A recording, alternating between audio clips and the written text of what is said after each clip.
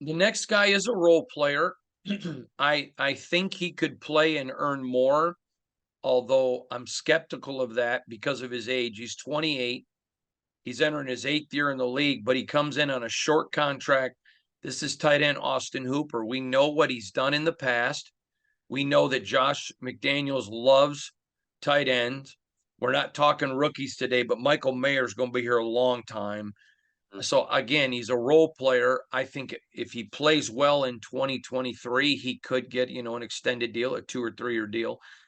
But with his age and being new and the fact that they only gave him a 1 year deal, definitely consider him a role player, Austin Hooper. I like that signing. I thought obviously they moved on from Darren Wallace. Now you're saying, and Foster Morrow's gone, so you're like, okay, we really need to totally rebuild that position. So what they did was they go out and get two vets in Hooper and OJ Howard. They draft Michael Mayer, and now you kind of have an interesting combination of guys at the tight end spot. Austin Hooper's a guy who's played a lot of football in the NFL.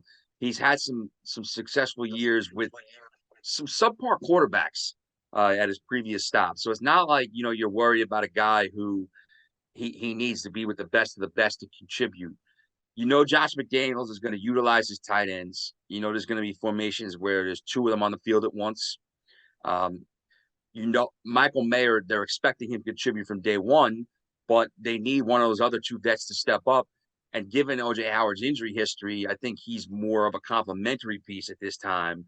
So I think the potential is there for Austin Hooper to have a nice, solid, under the radar year. He's a guy that's not really talked about among the top tight ends, but I think he still has the potential to have a nice season for the Raiders in 2023, which would, like you mentioned, make things interesting for what do they do with him after that? Do you keep him around to kind of keep your tight end unit intact if he has a good year, or do you let him walk and he looks for one last payday in free agency? But I think he could be successful.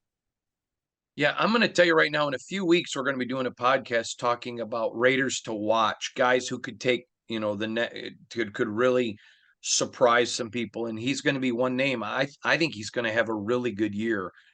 And I agree with your analysis there.